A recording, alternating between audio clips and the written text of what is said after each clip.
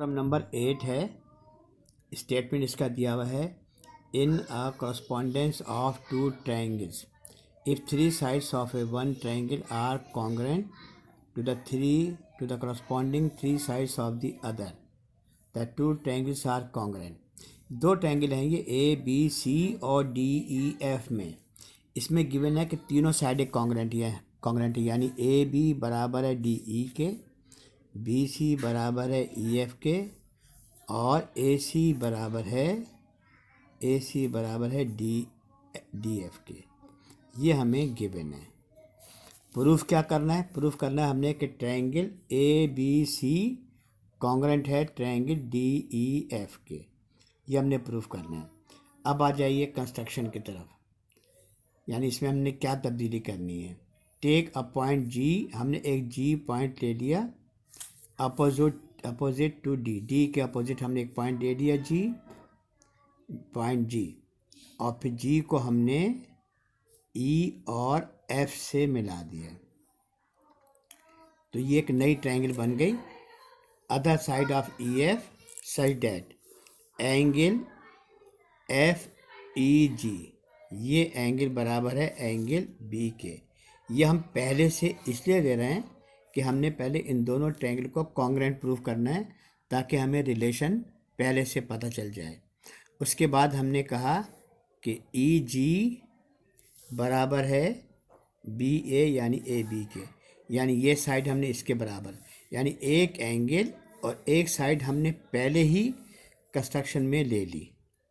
उसके बाद फिर हमने क्या किया, जी ज्वाइन कर दिया, हमने जी को हमने ज्वाइन कर दिया एफ से ज्वाइन कर दिया, तो ये एक नई ट्रायंगल बन गई।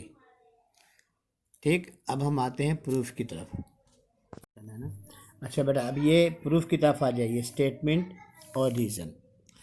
ए B C triangle A B C और ट्रायंगल ई जी एफ को हम लेके चल रहे हैं। देखिए डायग्राम के अंदर हमने ए बी सी ट्रायंगल और जो नई ट्रायंगल बनाई थी हमने ई जी एफ, इन दो ट्रायंगल को हम लेके चले।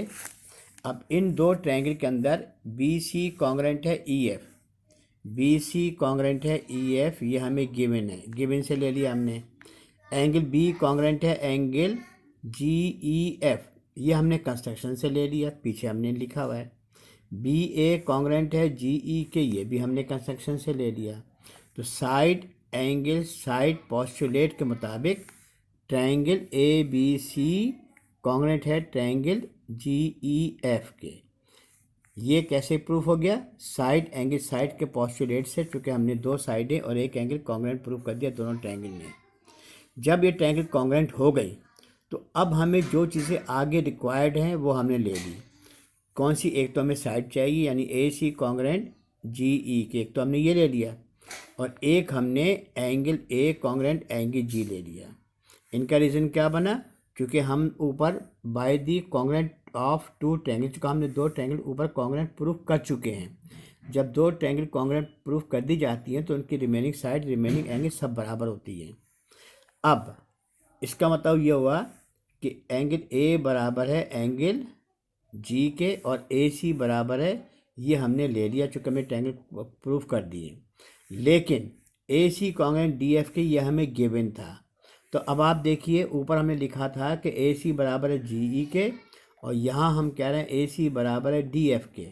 तो जब ए सी डी एफ और जी ई के बराबर है तो जी ई और डी एफ ये भी आपस में इक्वल हो गए, यानी डी एफ बराबर है जी ई के, जी एफ के बराबर। ये सॉरी, ये डी एफ है, ये जी ई, एक मिनट रोकना ज़रा।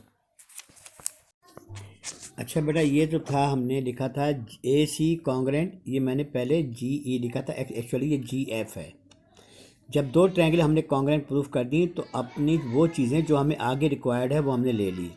एक तो हमने ले लिया ए सी कॉन्ग्रुएंट जी एफ के और एंगल ए कॉन्ग्रुएंट है एंगल जी के by congruent of two triangle, क्योंकि हम दो ट्रायंगल कॉन्ग्रुएंट प्रूफ कर चुके हैं। लेकिन ए सी कॉन्ग्रुएंट है डी एफ के, ये हमें गिवन है। तो अब आप देखिए, ए सी बराबर है डी एफ के और ए सी बराबर है जी एफ के, तो इसका मतलब है डी एफ और जी एफ ये आपस में इक्वल हो गए। अब जब आप ट्रायंगल में देखिए, इस आधी ट्रायंगल में डी ई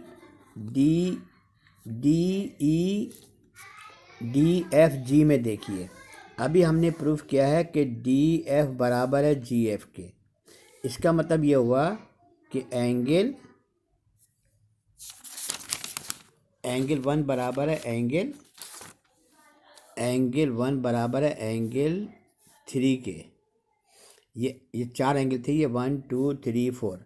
तो जब इस ट्रायंगल के अंदर डी एफ बराबर है जी एफ के, तो इसका मतलब जब साइड, अब इस ट्रायंगल के अंदर इससे पहले हम थ्योरम कर चुके हैं कि अगर दो साइडें बराबर हों तो उनके अपोजिट एंगल भी बराबर होते हैं। तो हमने ट्रायंगल कौन सी ली है? ट्रायंगल हम ले रहे हैं डी एफ जी में, ट्रायंगल में एंगल 1 कॉन्ग्रेंट है एंगल 3 के। कैसे? क्योंकि opposite angle of congruent side, क्योंकि हमने कॉन्ग्रेंट साइड्स हम ऊपर प्रूफ कर चुके हैं। इसी तरह से सिमिलरली अब आधी 2 ट्रायंगल बची है डी एफ जी और डी ई जी में। डी ई जी ट्रायंगल में एंगल 2 कॉन्ग्रेंट है एंगल 4 के, क्योंकि ये इसका भी रीज़न वही है जो ऊपर दिया हमने, opposite angles of congruent sides. अब ए सी, अब यहाँ पे एंगल 1 कॉन्ग्रेंट है बराबर है एंगल 3 के, एंगल 2 बराबर है एंगल 4 के, दोनों को हमने ऐड कर दिया। Angle 1 plus angle 2 left hand side पे और angle 3 plus angle 4 right hand side पे। अब एंगल 1 और 2 सर डायग्राम में देखिए, एंगल 1 और 2 बराबर है एंगल डी के और एंगल 3 और 4 बराबर है एंगल जी के। ठीक, यानी एंगल 1 और 2 का सम डी के बराबर है, 3 और 4 का सम एंगल जी के बराबर है। जबकि angle A congruent angle G के, ये हम ऊपर प्रूफ कर चुके हैं। एंगल ए बराबर है एंगल जी के और यहाँ हमने प्रूफ किया है एंगल डी बराबर है एंगल जी के। इसका मतलब है कि एंगल जी जो है वो डी और ए के बराबर है। इसका मतलब है ये आपस में इक्वल हो गए। असल में हमने जो ट्रायंगल को प्रूफ करना था उसके लिए हमें ये 2 साइडें चाहिए थी। अब हम असल ट्रायंगल को लेके चलते हैं जिनको हमने कॉन्ग्रेंट प्रूफ करना है, यानी ट्रायंगल ए बी सी और ट्रायंगल डी ई एफ को लेके चले, जिनको हमने एक्चुअली प्रूफ करना था। अब इसमें बी सी कॉन्ग्रेंट है ई एफ के, ये हमें गिवन था। ठीक, उसके बाद ये angle A is congruent to angle D, ये हमने अभी प्रूफ कर दिया। तो साइड एंगल और एक और साइड कौन सी है? बी ए या A B. B A is congruent to B A, ये गिवन में था हमारे पास।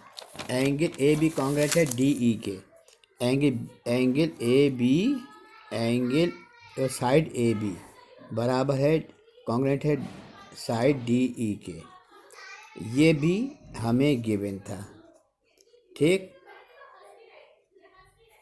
B C congruent E F ये भी गिवन था।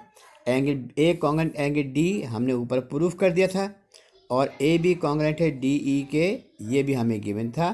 तो साइड के मुताबिक triangle A B C congruent हो गई ट्रायंगल डी ई एफ के।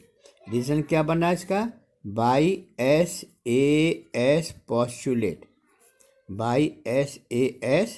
पोस्टुलेट, ये हमारी थ्योरम यहाँ पे ख़त्म हो गई।